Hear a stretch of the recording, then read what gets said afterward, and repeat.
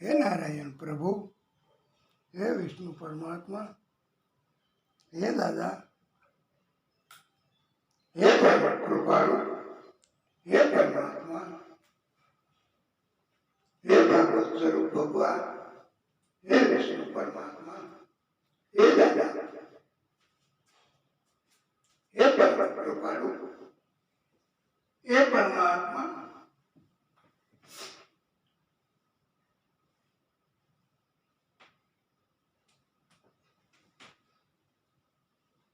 बोले भागवत स्वरूप भगवान की जय। नारायणं नमस्कृत्य नरं चैव नरोत्तमं देवी सरस्वती व्यासं ततो जयो मुदीरये। मंगलम भगवान विष्णु मंगलम गरुड़ध्वज मंगलम पुंडरीकाक्षं मंगलाय तनोहरि।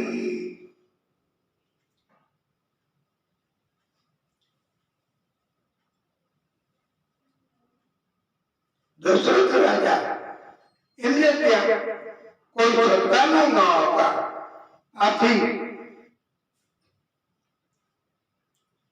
પુત્ર કામેષ્ટિ યજ્ઞ કરાવ્યો છે।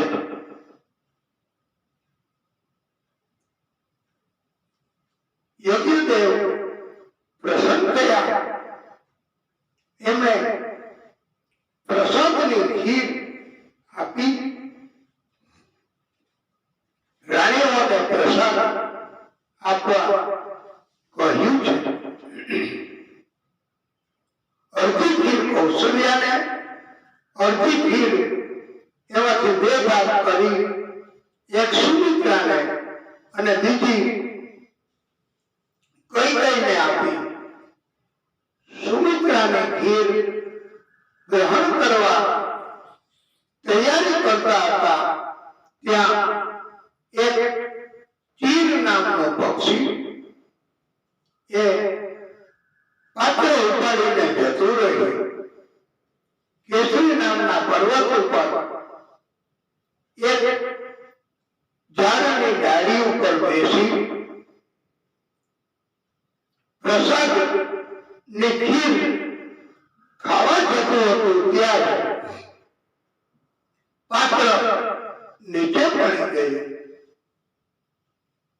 અંજની દેવી તપ કરતા હતા, એમણે પ્રસાદની ખીર ગ્રહણ કરી।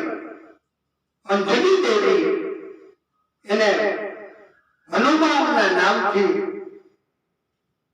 એક પુત્રનો જન્મ થયો।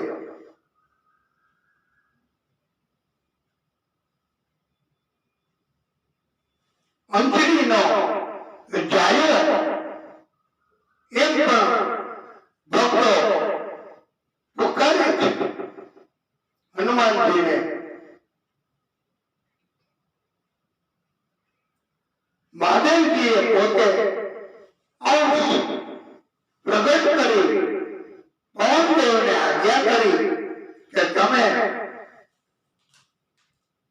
અંજની દેવીના ગર્ભમાં આ અંશ પધરાવી આવો। આથી હનુમાનજીને પવન પુત્ર પણ કહેવાય છે। શંકર સુવન પણ કહે છે।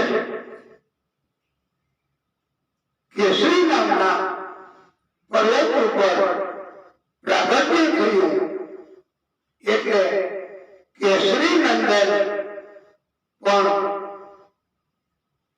કહેવામાં આવે છે।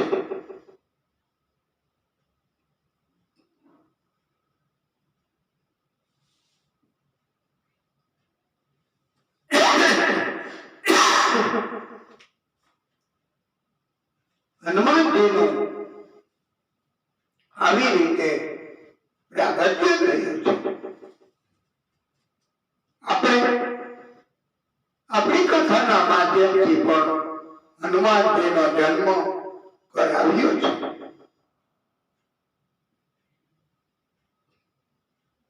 બોલે હનુમાનજી મહાવીર કી જય. એમને રાજી કરવા આપણે સુંદર મજાનો સ્વર બોલીશું.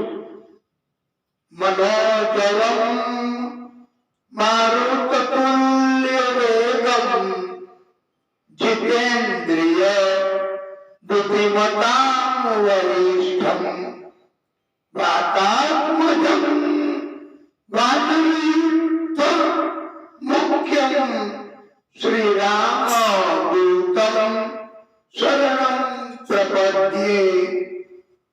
મન જેવી સ્ફૂર્તિ, વાયુ જેવી ગતિ ધરાવનારા પરમ બુદ્ધિમાન, ઇન્દ્રિયોનું દમન નિગ્રહ કરનારા શ્રી રામજીના દૂત, સેવક, દાસ, વાનરપતિ, વાયુપુત્ર હનુમાનજીના અમે આપણે બધા શરણમાં છીએ.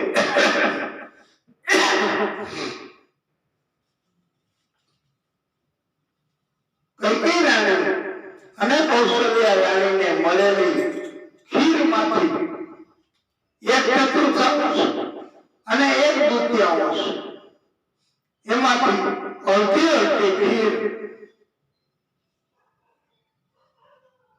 સુમિત્રા રાણીને આપી. સુમિત્રા રાણીએ બે પુત્રોને જન્મ આપ્યા. કૈકેયી અને કૌશલ્યાએ એક એક પુત્રને જન્મ આપ્યા. એકેય સંતાન ન હતા અને 4 પુત્રો થયા. આ પ્રભુની કૃપા, એના સિવાય બીજું કઈ નહીં વાલા ભક્તો.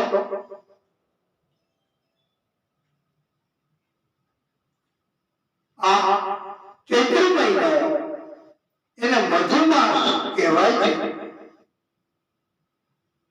એકમ, બીજ, ત્રીજ બધી તિથિઓનું મહત્વ છે, પણ 9મી તિથિ એનું મહત્વ કઈ હતું નહીં. એટલે પ્રભુએ એનું મહત્વ વધારવા માટે 9મી તિથિ પસંદ કરી.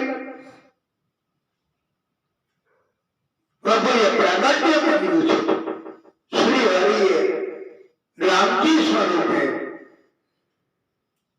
જન્મ કરતા પહેલા કૌશલ્યા માતાને દર્શન આપ્યા છે. માતાની સૂચનાથી પ્રભુએ બાળ સ્વરૂપ ધારણ કર્યું, રુદન કર્યું અને પ્રાગટ્ય કર્યું છે. બધા કીર્તન કરે છે. અવધ में आनंद भयो, जय रघुवर राम की, कौशल्या को लालो भयो, जय रघुवर लाल की. આમ બધા ઉત્સવ મનાવે છે.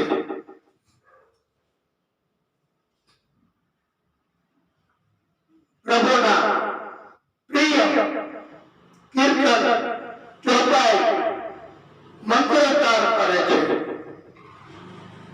નીલાંબુજ શ્યામલ કોમલાંગમ સીતા સમારોપિત વામ ભાગમ પડૌ મહા સહાયક ચારુ ચાપમ નમામિ રામમ રઘુવંશનાથમ. કે જેણે પોતાના ડાબા ભાગમાં સીતાજીને સ્થાન આપ્યું છે, જેના પવિત્ર હાથોમાં પવિત્ર ધનુષ્ય તથા અમોઘ બાણ છે, જે નીલકંઠ કમળની જેમ સુકોમળ તથા શ્યામ સાવલા રંગના છે. અમે આપણે બધા રઘુકુળના સ્વામી શ્રી રામજીને નમસ્કાર કરીએ છીએ અને અતિ પ્રચલિત એવી ચોપાઈ પણ બધા ગાય છે. હરે પ્રગટ કૃપાલા દીન દયાલા કૌશલ્યા હિતકારી હર્ષિત મહાકારી મુનિ મનહારી અદભુત રૂપ વિચારી અભિરામા તનુ ઘન શ્યામા નીચ આયુધ ભુજ ચારી ભૂષણ વનમાલા નયન વિશાલા શોભા સિંધુ કરારી. હવે આનંદિત થયો. ચંદ્ર ઉદાસ હતા. રામજીએ કહ્યું કે તમારી ઉદાસીનતા હું સમજુ છું. તમને અને સૂર્ય બંનેને એક જ સમયે હું આનંદ નહીં કરાવી શકું. આ વખતે સૂર્યદેવ એમને આનંદ કરાવ્યો. બપોરના 12 વાગે પ્રાગટ્ય કર્યું. હવે પછી હું જન્મ ધારણ કરીશ ત્યારે સૌથી પહેલા તમને દર્શન થશે. રાત્રિના 12 વાગે હું પ્રાગટ્ય કરીશ અને મારું નામ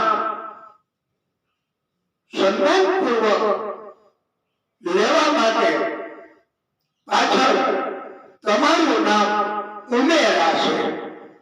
આમ રામજી ના પ્રાગટ્ય સમયે પરમાત્મા શ્રી હરિએ ચંદ્રને પણ વચન આપ્યું છે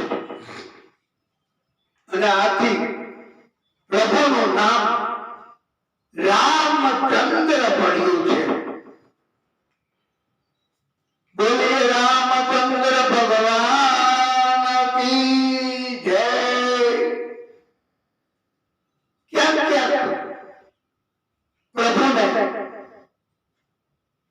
કરુણા નિધાન એનાથી પણ ઓળખવામાં આવે છે.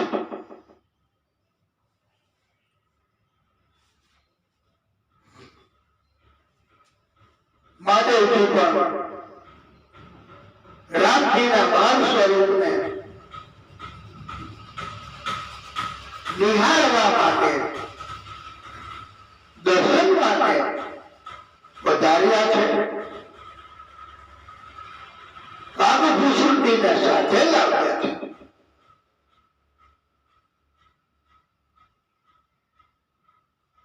કાગભૂષણજીએ કહ્યું કે પ્રભુ હું ગીત ગાઉં તો કેવું લાગે, લોકો ટેકડી કરે. પણ રામજીએ કહ્યું છે કે તમે મારા સેવક છો. મારી કૃપાથી તમે કઈ પણ ક્રિયા કરશો તો કોઈ તમારી ઠેકડી નહીં કરે. આપણે બધાએ પણ એવો બોધ સ્વીકારવાનો છે કે પ્રભુની કૃપા થશે તો કોઈ ઠેકડી નહીં કરે. ભલે ને આપણે આપણી કાલી ગયેલી ભાષામાં કથા કરીએ, કીર્તન કરીએ, પણ આ તો પ્રભુની કૃપા આપણી ઉપર હશે, મહાદેવજીની કૃપા આપણી ઉપર હશે તો કોઈ આપણી ટીકા નહીં કરે, ઠેકડી નહીં કરે, નિંદા નહીં કરે. એ ઉપદેશ આ પ્રસંગ ઉપરથી આપવામાં આવ્યો છે.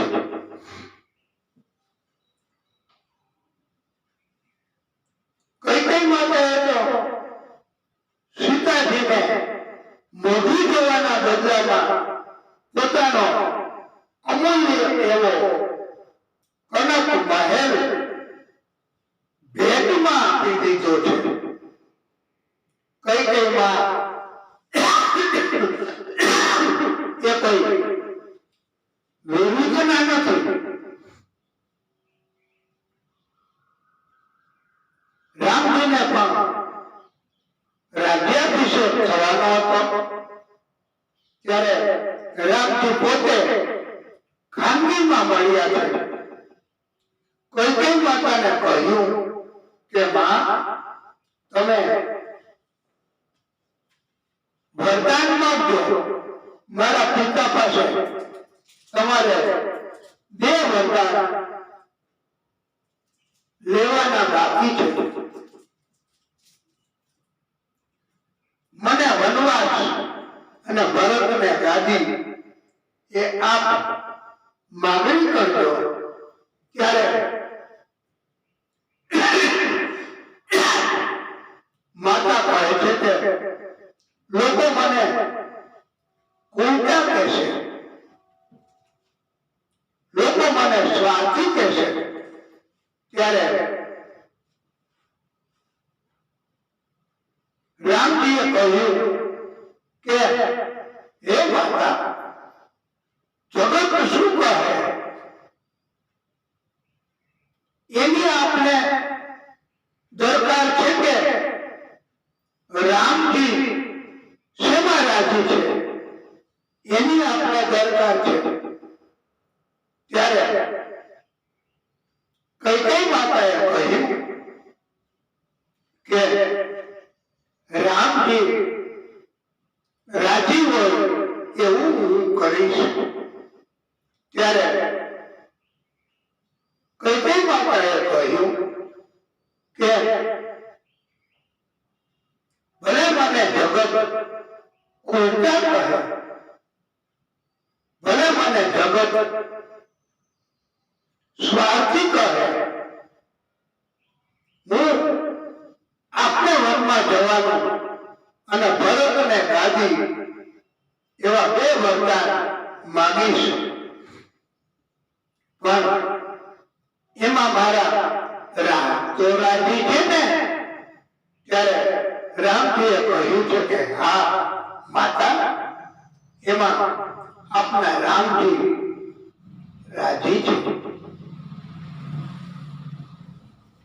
એ કારણથી કઈ માતાએ એ વરદાન માંગ્યા છે.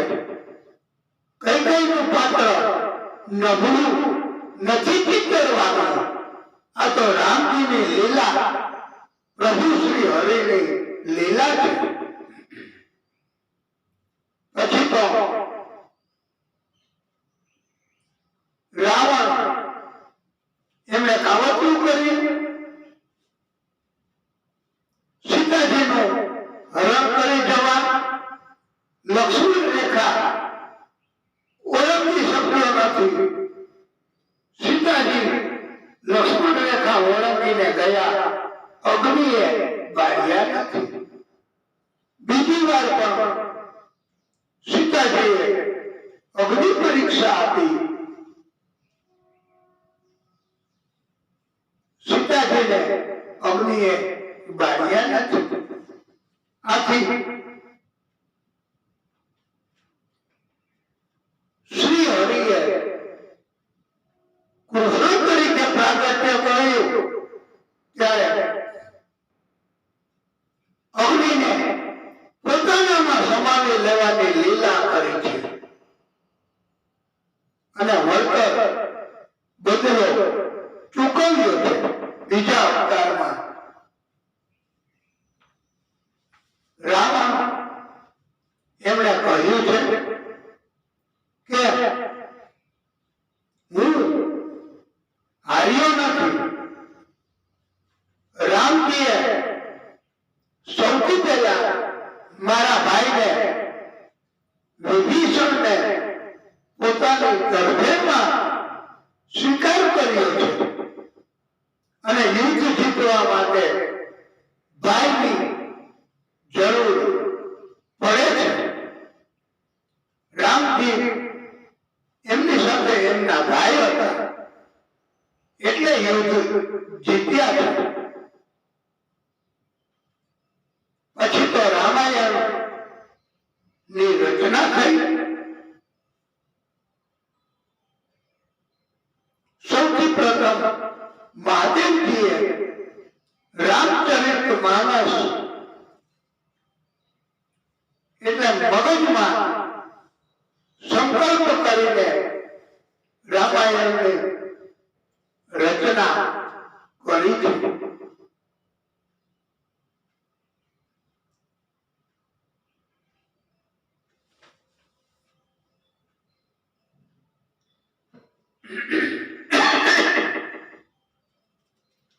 જનક રાજાના વંશમાં શિવધ્વજ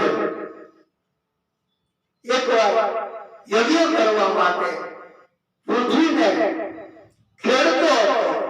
આ વખતે તેના હળની અણીમાં ઘડો ભટકાયો. ઘડો બહાર કાઢતા ગળામાંથી સીતાજી ઉત્પન્ન થયા. વશિષ્ઠ ઋષિ પણ ગળામાંથી ઉત્પન્ન થયા છે. આમ વશિષ્ઠ ઋષિ એટલે કુંભજ ઋષિ તથા સીતાજી એ બંને ગળામાંથી ઉત્પન્ન થયા છે. આવી દિવ્ય કથા, સુંદર મજાની કથા સુખદેવ પ્રભુએ કહી છે. ચંદ્રની પણ કથા સુખદેવ પ્રભુએ કહી છે. અને ચંદ્ર એ બૃહસ્પતિ ની પત્ની તારાને પણ ઉપાડી ગયો હતો. પછી તો તારાને સોંપી આપી. બૃહસ્પતિ પાસે તારા પાછી આપી ત્યારે ગર્ભવતી હતી. બ્રહ્માજીએ પૂછ્યું કે આનો પિતા કોણ છે? ત્યારે તારાએ કહ્યું કે ચંદ્ર છે. અને ચંદ્ર ને એ સંતાન સોંપ્યું. એનું નામ બુધ રાખ્યું છે.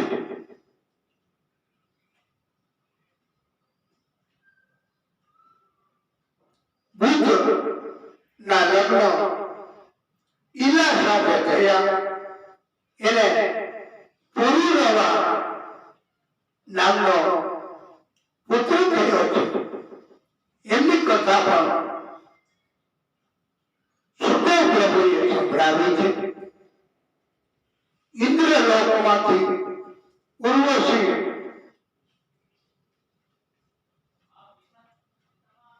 પૃથ્વીલોકમાં રહેતી હતી. પુરુરવાએ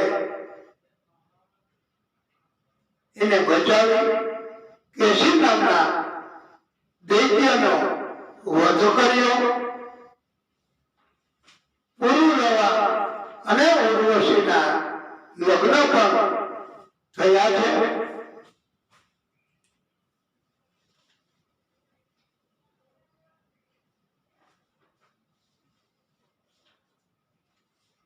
સત્યવતીના પુત્ર જમદગ્નિના લગ્ન રેણુની પુત્રી રેણુકા સાથે થયા છે. જમદગ્નિ તથા રેણુકાના સમાગમથી સૌથી નાનો પુત્ર એ પરશુરામ તરીકે ઓળખાયા છે. પરશુરામજી સ્વરૂપે પણ પ્રભુએ પ્રાગટ્ય કર્યું છે. બોલીએ પરશુરામ ભગવાન કી જય. 21 વાર આખી પૃથ્વીને ક્ષત્રિય વગરની કરી છે આ પરશુરામજી.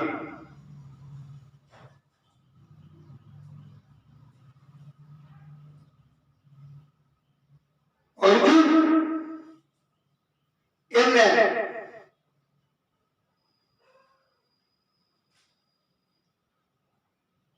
ભગવાન નારાયણ શ્રી હરિના અંશ દત્તાત્રેય ભગવાન એનું તપ કર્યું, વરદાન માંગ્યું કે મારે 1000 હાથ થઈ જાય.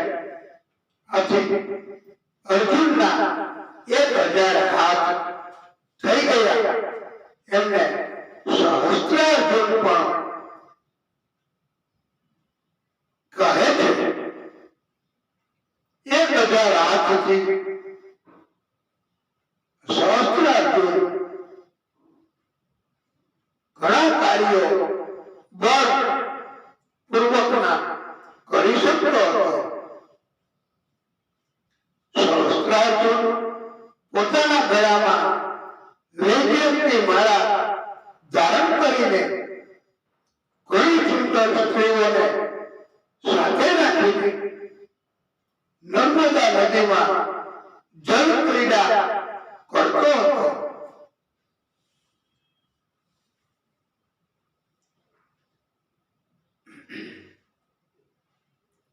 અને પાણી એ ઉપર ઉપર ગતિ કરવા લાગ્યું.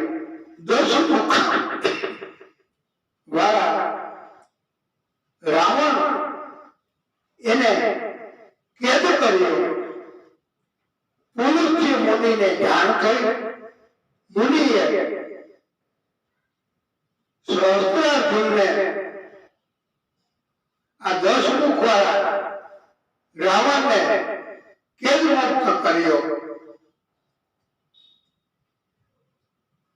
જમદગ્નિ ઋષિએ સહસ્ત્રાર્જુનનું સ્વાગત કર્યું. જમદગ્નિ ઋષિ તપ કાર્યમાં વધે એવા હતા. એમના આશ્રમમાં કામધેનુ ગાય હતી. એમને લઈને સહસ્ત્રાર્જુન મહિષ્મતી નગરીમાં પહોંચ્યો. પરશુરામજીને ખબર પડી. પરશુરામજી એમની પાછળ પહોંચ્યા. બંને વચ્ચે યુદ્ધ થયું. પરશુરામજીને હવે ગુસ્સો ચડ્યો. સહસ્ત્રાર્જુનને પકડી એનું માથું કાપી નાખ્યું. આ દ્રશ્ય દૂરથી સહસ્ત્રાર્જુનના 10,000 પુત્રોએ જોયું અને તેઓ નાસી ગયા છે. પછી બદલો લેવા માટે ચઢાઈ કરી. જમદગ્નિ ઋષિનું મસ્તક કાપીને આ 10,000 પુત્રો મહિષ્મતી નગરીમાં જતા રહ્યા. પરશુરામજીને ખબર પડી એટલે પરશુરામજી યુદ્ધ કરવા અને બધા જ 10,000 પુત્રો હતા સહસ્ત્રાર્જુનના. એમને બધાના માથા કાપી નાખ્યા. મસ્તકોનો ડુંગર થયો. લોહીની નદીઓ વહેવાની થઈ. પછી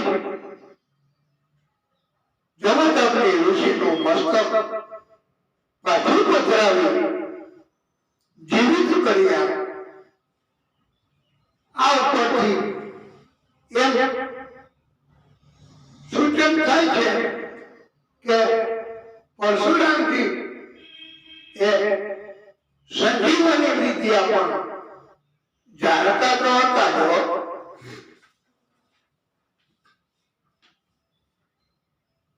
એક વાર રેણુકા એ માનસિક વ્યભિચાર કર્યો.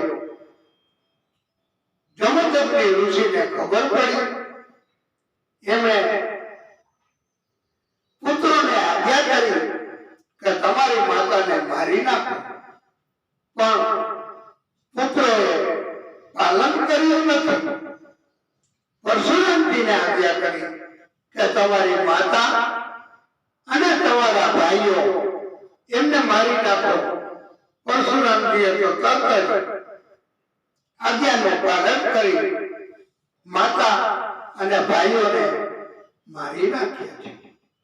ત્યાર પછી પિતાએ કહ્યું વરદાન માંગો, અને પરશુરામજીએ કહ્યું કે મારી માતા અને ભાઈઓને જીવતા કરો. એમને યાદ ન રહે કે મેં એમને માર્યા છે, નહીતર કાયમ વેરભાવ રહેશે. આથી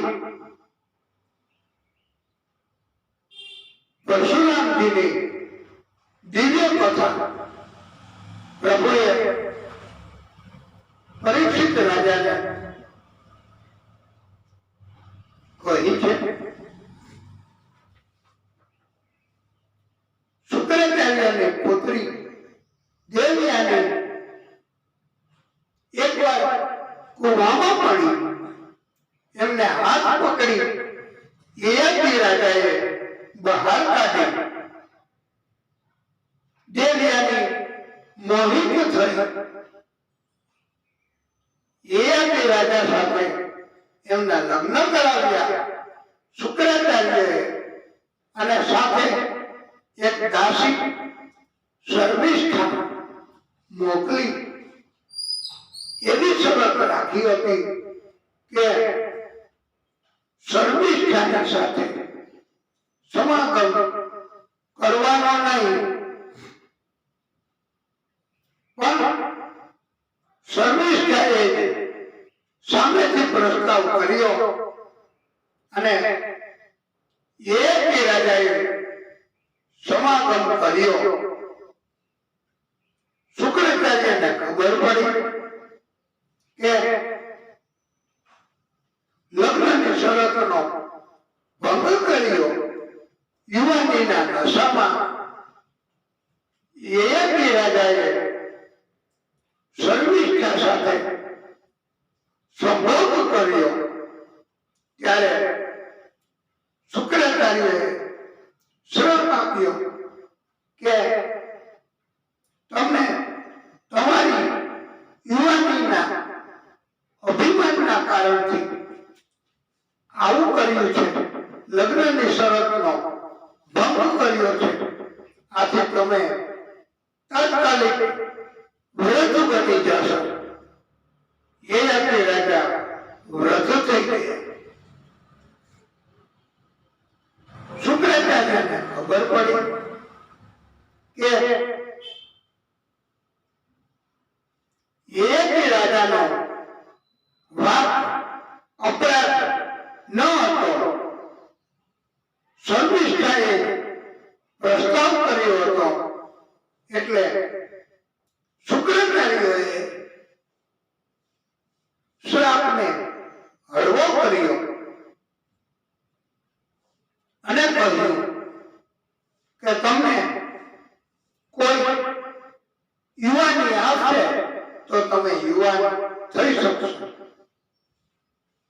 યયાતિ રાજાએ યદુ મોટો પુત્ર હતો તેની પાસે યુવાની માંગી. એમણે આપી નહીં, પણ સૌથી નાનો પુત્ર પુરુ એમણે પોતાની યુવાની આપી. 2000 વર્ષ સુધી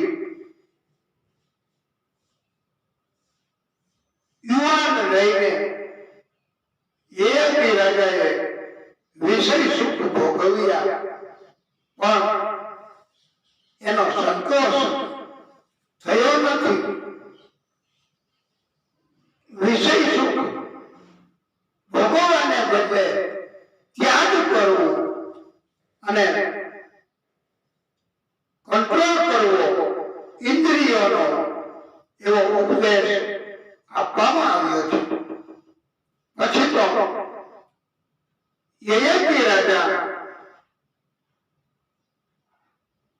એમને મોટા પુત્રને રાજગાદી આપી નથી અને શ્રાપ આપ્યો કે તારા વંશમાં કોઈ રાજા નહીં થાય.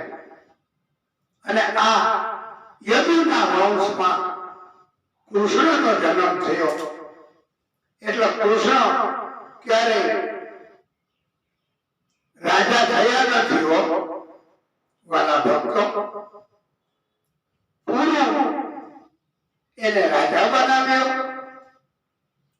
પૂર્વના વંશમાં કૌરવો અને પાંડવો થયા છે.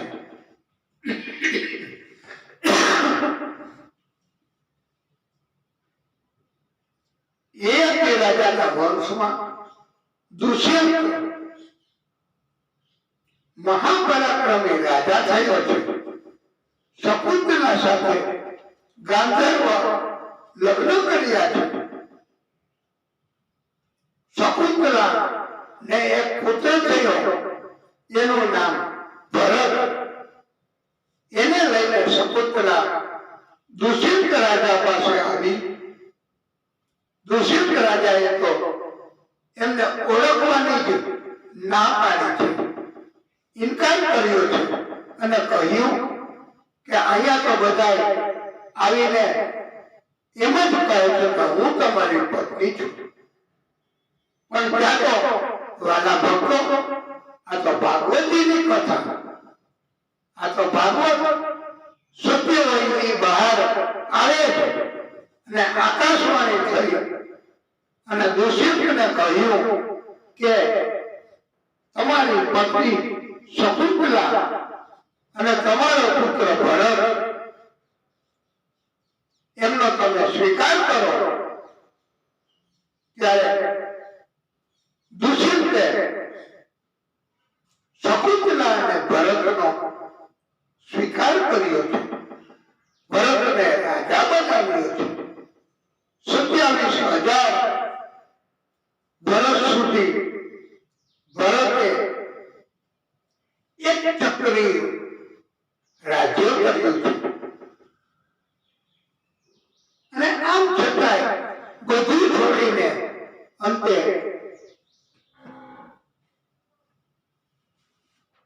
વનમાં જઈને તપ કર્યું છે. રંતીદેવની કથા પણ સંભળાવી છે. 49મા દિવસે રંતીદેવને થોડું ખોરાક અને જળ મળ્યું હતું, પણ એ પ્રભુ આવી કોઈને કોઈ સ્વરૂપે લઈ ગયા છે.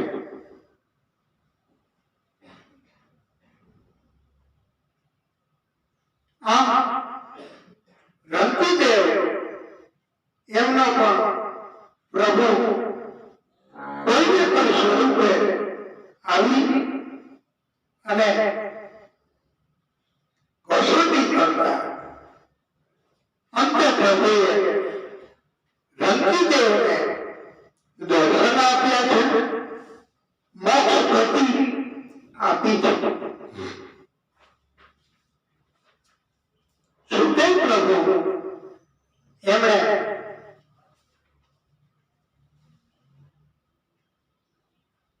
જરાસંઘ એમની કથા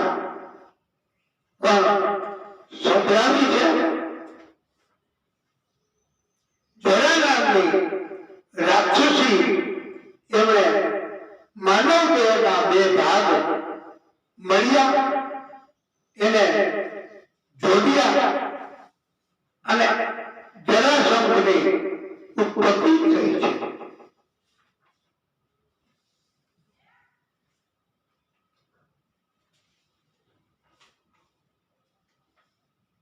યદુના વંશ એમની કથા પણ સુખદેવ પ્રભુએ સંભળાવી છે.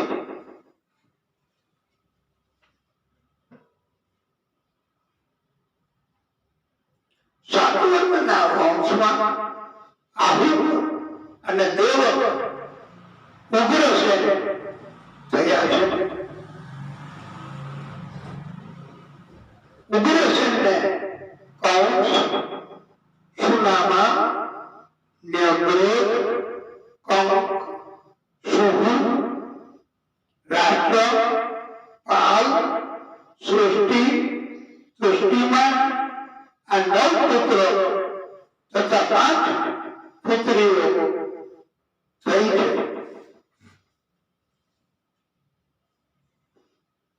વાસુદેવજી એ કૃષ્ણ અવતારનું મૂળ ફળ છે.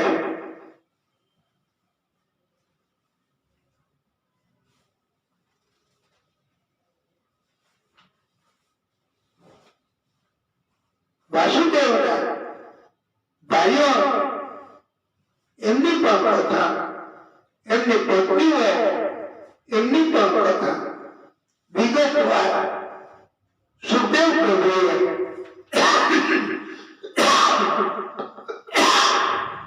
કહી છે.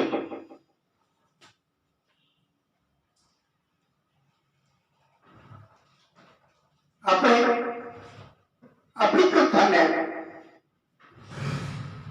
લોકો વિરામ આપીશું, પછી આગળની કથા આપણે કહેવાની છે. બોલીએ ભાગવત સ્વરૂપ ભગવાન કી જય. એ પ્રભુ, એ દાદા, હે પરમ કૃપાળુ, હે પરમાત્મા, હે નારાયણ પ્રભુ,